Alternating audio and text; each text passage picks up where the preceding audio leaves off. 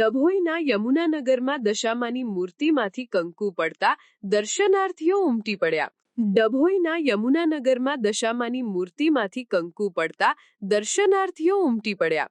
ડભોઈમાં શ્રાવણ માસના પ્રથમ 10 દિવસ દશામાની સ્થાપના કરી ભક્તિભાવ સાથે પૂજા અર્ચના કરવામાં આવે છે. ડભોઈના યમુનાનગરમાં નિવૃત્ત સૈનિક અને હાલ રેલવે પોલીસમાં ફરજ બજાવતા અલ્પેશ પટેલ દ્વારા પોતાને ત્યાં છેલ્લા 3 વર્ષથી દશામાની મૂર્તિ બેસાડી ભક્તિભાવ સાથે પૂજા અર્ચના કરવામાં આવે છે. આજે 5મા દિવસે દશામાની મૂર્તિમાંથી એકાએક સિંદૂર પડવા લાગતા આસ્થાનો વિષય હોય ત્યાં પુરાવાની શી જરૂર એમ ભક્તો દર્શન માટે ઉમટી પડ્યા. સાથે સાથે દશામાની મૂર્તિ સામે પાણીની ચમચી ધરાતા પાણી પીવાનો ચમત્કાર પણ જોવા મળ્યો.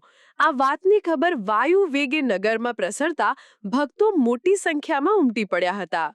દર્ભાવતી નગર ડભોઈમાં Yamunanagar society B51 number Patel Hetalben અલ્પેશભાઈના ઘરે દશામાની મૂર્તિનું 3 વર્ષથી સ્થાપન કરે છે. તો દશામાના હાથમાંથી પહેલા વર્ષે 5મા દિવસે કંકુ પડ્યું હતું, બીજા વર્ષે 7મા દિવસથી અને આ ત્રીજા વર્ષે પ્રથમ દિવસથી જ માતાજીના હાથમાંથી કંકુ પડે છે. અને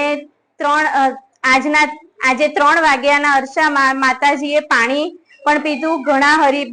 ઘણા માઈ ભક્તોએ પાણી પીવડાયું અને માના આશીર્વાદ લીધા. અને આ જ રીતે દશામાં ડભોઈના દરેક માઈ ભક્તોને આશીર્વાદ આપે એ જ માં દશામાના ચરણોમાં પ્રાર્થના.